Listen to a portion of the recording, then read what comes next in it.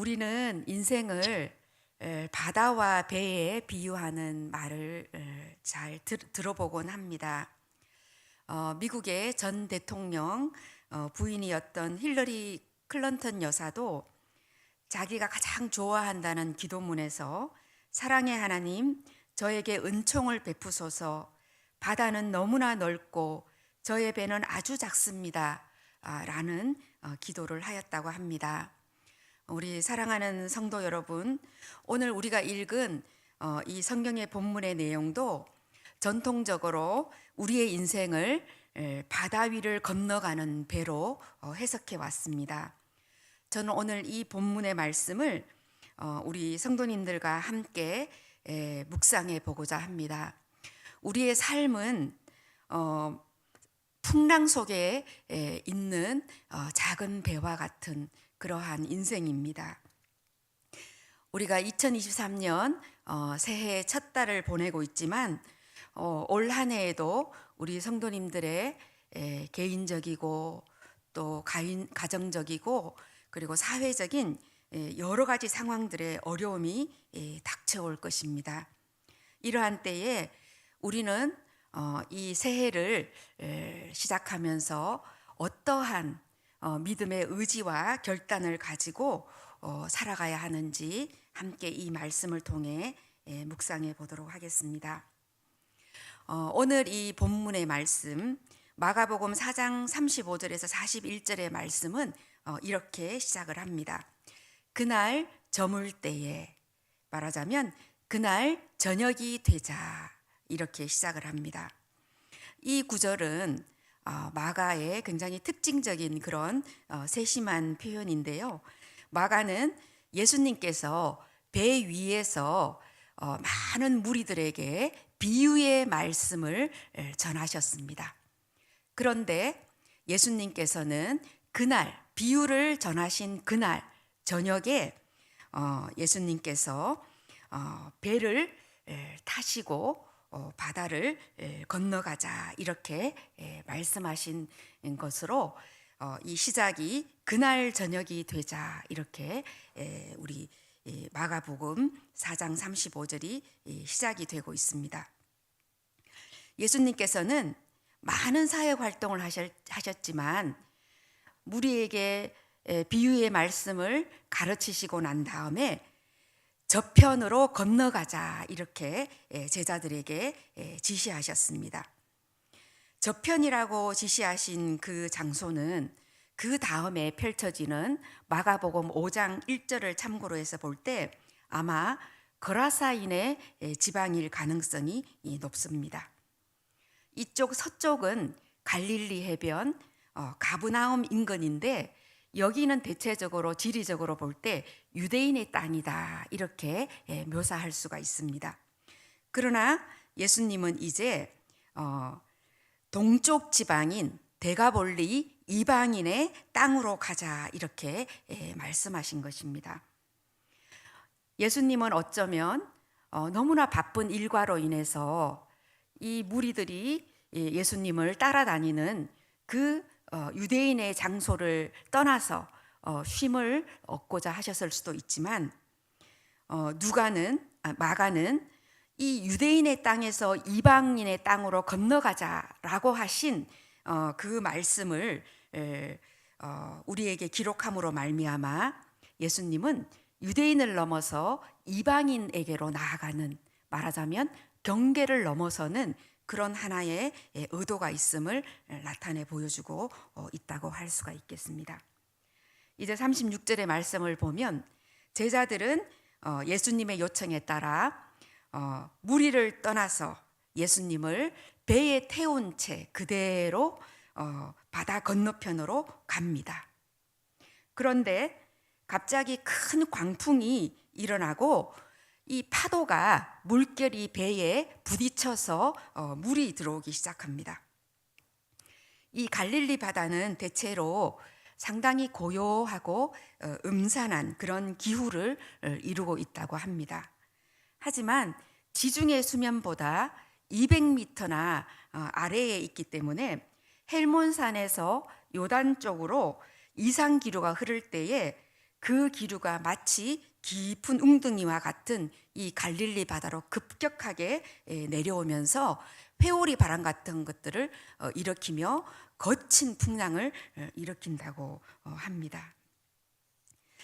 이 상황을 마가는 우리 성경의 원어를 보면은 현재 시제를 사용하여서 이게 얼마나 급박한 상황인지를 묘사를 하고 있습니다. 이제 물결이 배에 계속해서 부딪힙니다. 큰 파도가 정신없이 배를 때려서 혼란하고 또 급박하며 위험한 지경에 이르게 됩니다. 배에 물은 들이차고 또 배는 가라앉을 위급한 지경이 되었습니다. 그런데 37절 말씀을 보니까 이러한 제자들의 상황과는 완전히 대조를 이루는 또 다른 하나의 장면이 펼쳐집니다. 그것은 바로 예수님께서 배 뒤편에서 베개까지 베시고 고요히 주무시고 계셨다는 것입니다.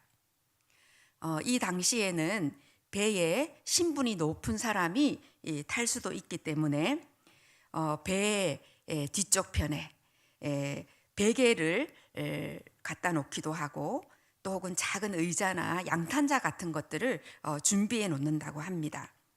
그런데 마가는 여기에서 베개라고 쓰면서 거기에 앞에 정관사를 덧붙였습니다. 더라는 정관사를 덧붙여서 그 배에 베개가 단 하나만 준비되어 있었다는 것을 말해주고 있습니다.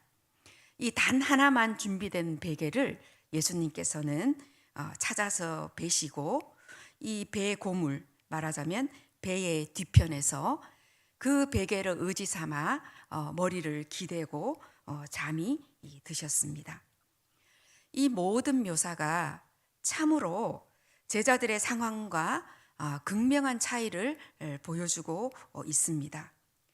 풍랑과는 전혀 상관없이 베개까지 베시고 누워서 고요히 주무시는 그 예수님, 지친 육신의 피로를 조금이라도 달래고자 잠드신 이 예수님, 제자들이 아무리 그 배에 들이치는 파도와 씨름하며 물을 퍼내어도 예수님께서는 아무런 동요도 없이 곤히 주무시고 있습니다. 자, 그러자 제자들은 예수님을 깨웁니다. 매우 원망 섞인 그런 호소를 하는데요. 선생님이여, 우리의 죽게 된 것을 돌아보지 아니하시나이까. 이 본문은 누가와 마태에도 함께 실려 있는데요. 마태복음에 보면은 누가복음도 마찬가지이지만 주여 우리가 죽게 된 것을 돌아보지 아니하시나이까 이렇게 기록을 해놓고 있습니다. 마가는 누가와 마태에서 사용하는 주님이라는 구주라는 단어 대신에 선생님이라는 호칭을 사용합니다. 마가는 예수님을 주님이 아닌 선생님이라는 호칭을 사용함으로써 제자들이 아직도 이 예수님이 누군지 그 예수님에 대한 어떤 그 확고한 정체성을 알지도 못하고 인격적인 만남도 하지 못한 그런 무지함과 무례함을 표현하고자 합니다. 예수님과 그들의 관계를 구주와 죄인의 관계가 아니라 바로 스승과 제자의 단순한 인간적인 관계로 묘사를 함으로써 이 제자들의 신앙의 수준을 보여주고 있다는 것입니다. 이제 39절에 와서 제자들의 부르짖음에 예수님께서는 바로 깨어 일어나십니다. 그리고 바람을 꾸짖고 또 바다를 타일러서 잠잠하라 고요하라 이렇게 명령하십니다. 그런데 이 마가의 표현들을 보면 이 표현들은 여러 번 예수님이 말씀하신 것이 아니라 단 일회적인 그러한 명령을 통해서 이 바다와 파도가 그치고 매우 잔잔해지는 그러한 상태를 볼 수 있습니다. 이 말을 잠잠하라 고요하라 하는 말을 이 마가가 쓴 헬라어 원어를 살펴보면 크나큰 잔잔이 형성되다라는 그 의미로 표현할 수 있습니다. 이러한 표현은 예수님께서는 자연의 질서마저도 하나님께서 창조하신 자연의 질서마저도 지배하시는 그런 창조주의 능력과 권위를 보여주신다는 것을 우리는 알 수가 있습니다. 마가는 크나큰 잔잔이 형성되다라는 표현을 사용함으로써 피동태, 말하자면 누군가 주도권을 가진 사람이 이 자연의 질서를 지배한다라는 것을 강력하게 우리에게 드러내 보여주고자 합니다. 이러한 말씀을 마주 대하고 보니까 시편 107편 28절에서 29절에 보면 말씀처럼 이러한 광풍을 고요하게 하시고 물결을 잔잔하게 하시고 또 이렇게 제자들처럼 고통에 부르짖는 인간들을 위해서 인도하여 내시는 그러한 하나님의 모습이 생각이 납니다. 예수님은 이 세상의 질서를 다스리는 주권자로서 바다와 파도를 잔잔하게 하시고 고요하게 만드시는 분입니다. 자, 이제 바다와 또 파도가 고요하고 잠잠해진 후에 예수님께서는 40절에 제자들의 불신앙에 대해서 꾸짖으십니다. 어찌하여 이렇게 무서워하였느냐? 너희가 어찌 믿음이 없느냐? 같은 본문을 전하는 마태복음에서는 제자들을 꾸짖는 말씀이 풍랑을 잔잔하게 하기 이전에 나옵니다. 하지만 마가는 제자들의 믿음이 부족한 것을 더욱더 부각시키기 위해서 바다와 파도를 잔잔하게 하신 후에 제자들을 꾸짖는 것으로 순서를 바꾸어서 배치를 하였습니다. 그리고 마가복음의 다른 사본들에는 아직까지도 믿음이 없느냐, 아직도 믿음이 없느냐라는 아직도라는 단어가 포함이 되어 있는 사본들이 있고, 그래서 공동번역에서는 아직도 믿음이 없느냐 이렇게 번역을 해놓았습니다.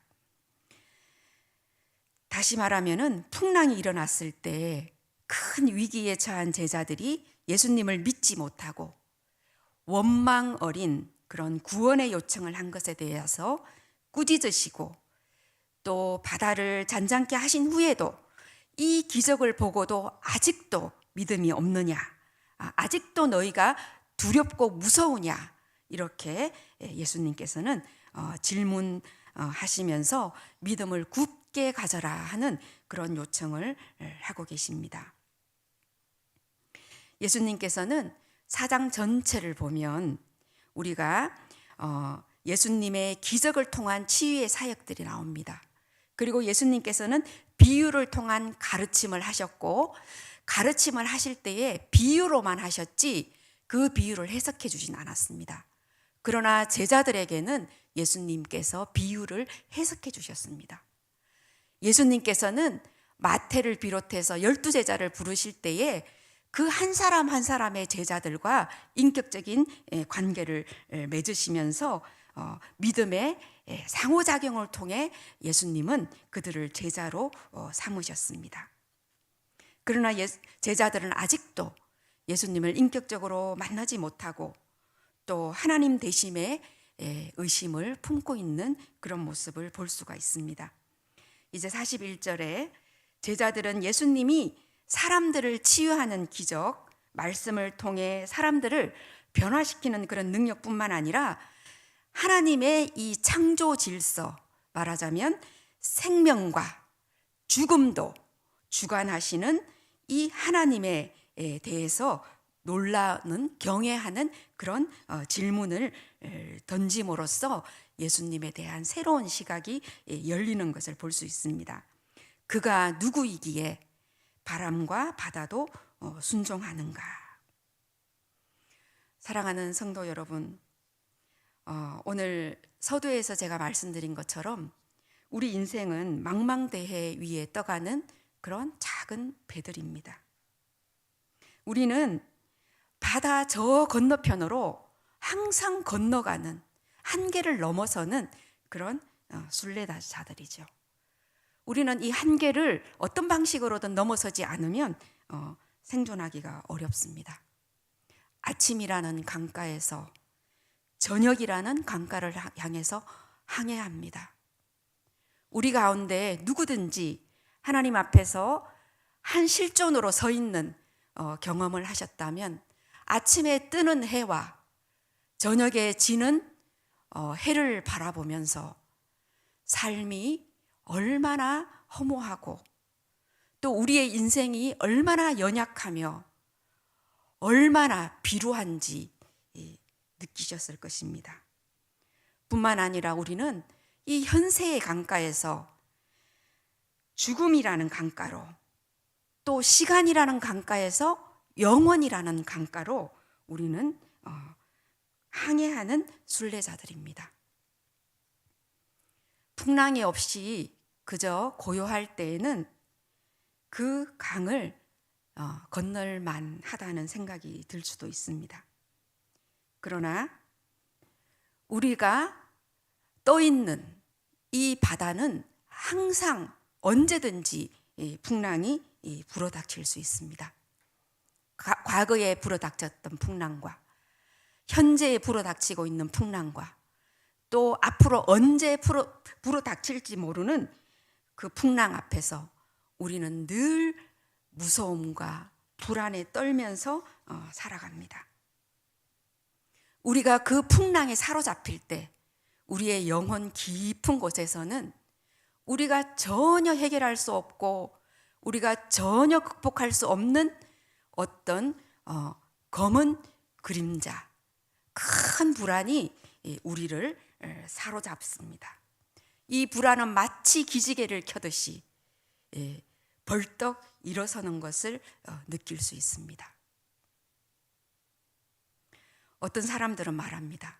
나는 착하게 살아왔고 법 없이도 살 사람이기 때문에 신앙 따위는 필요 없다.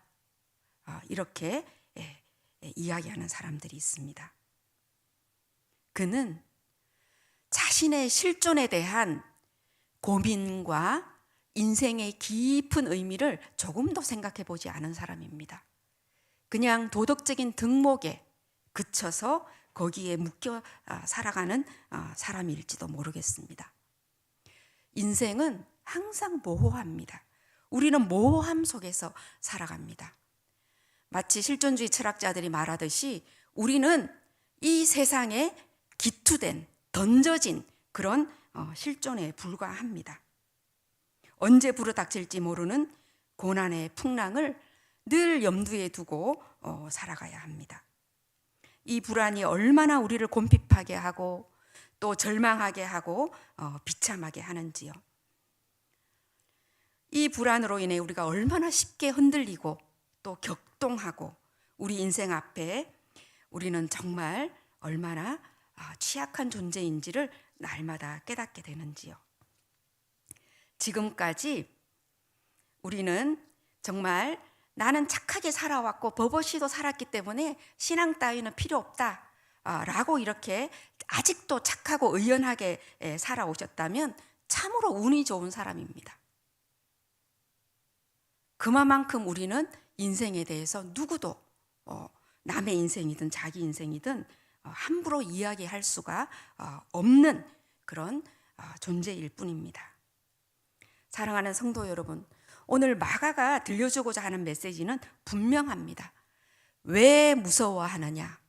아직도 믿음이 없느냐? 불안에 휘둘리기보다 예수님의 이러한 믿음에 대한 그 요청은 오늘과 같이 혼란과 또 격동과 불안을 염려하는 우리들에게 너무나 필요한 권면의 말씀입니다. 믿음은 상대방을 모르고는 생길 수가 없죠. 또 믿음은 상대방을 사랑하지 않고는 생길 수가 없습니다.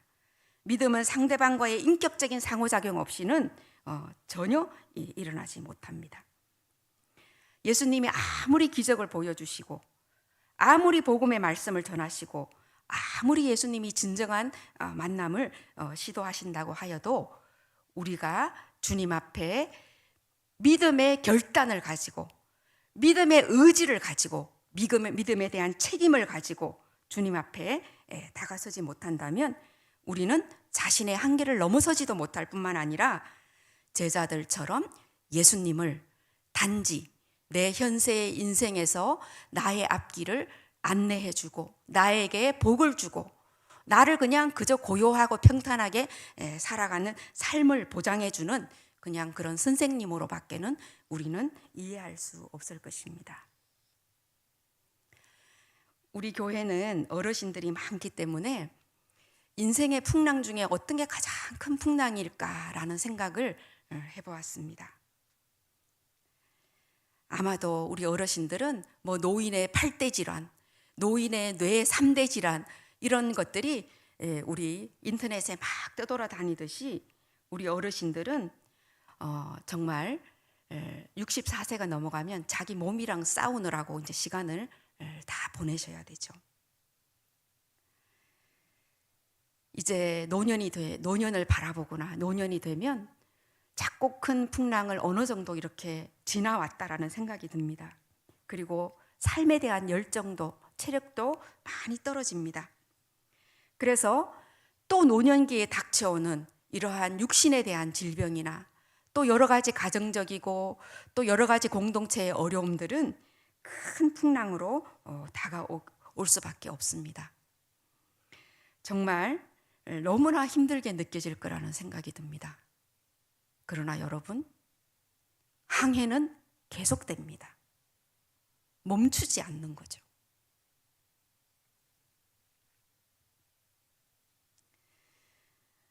혹시 9988234라는 숫자 아세요? 들어보셨죠?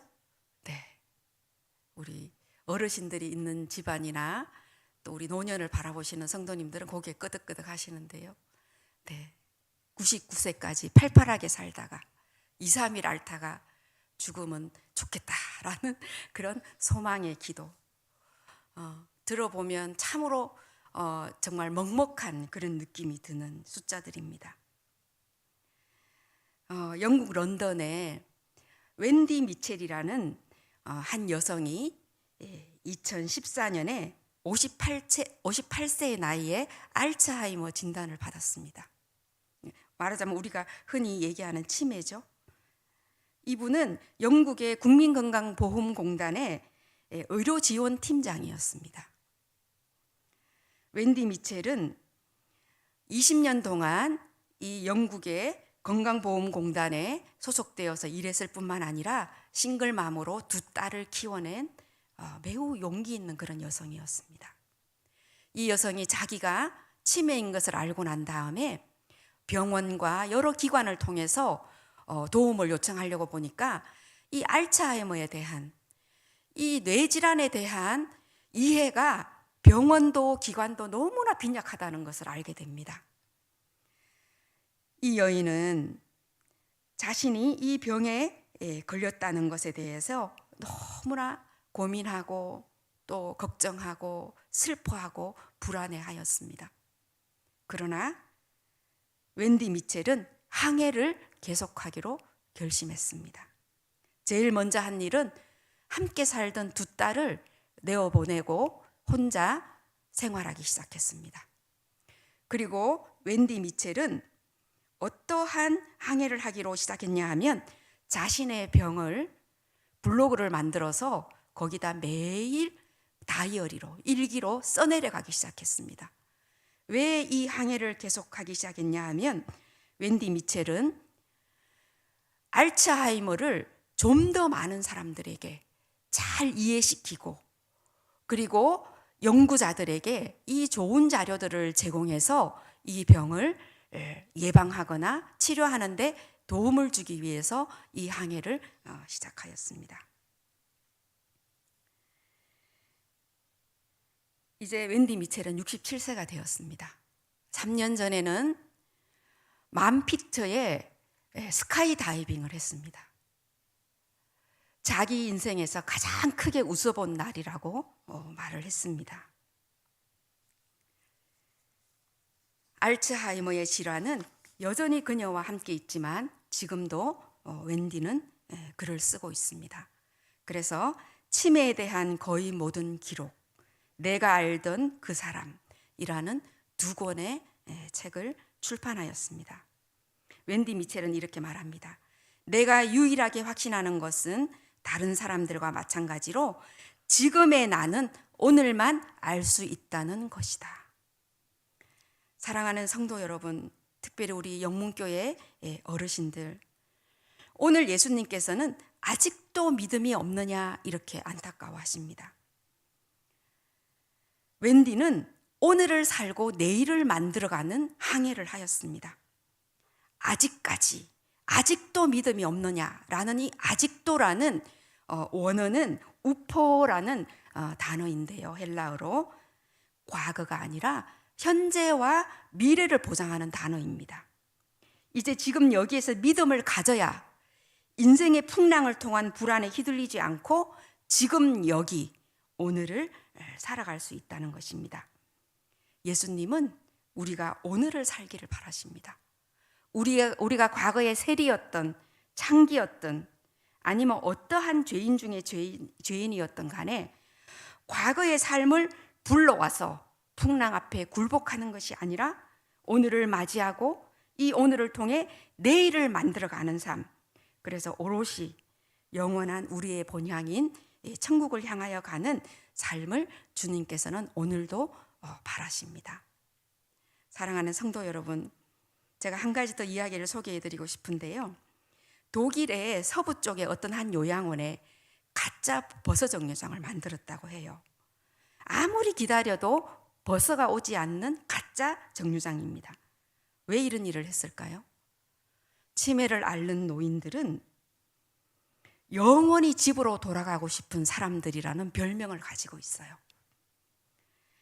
이 치매 노인들은 항상 밖에 나가려고 하죠. 그리고 버섯 정류장을 찾아갑니다.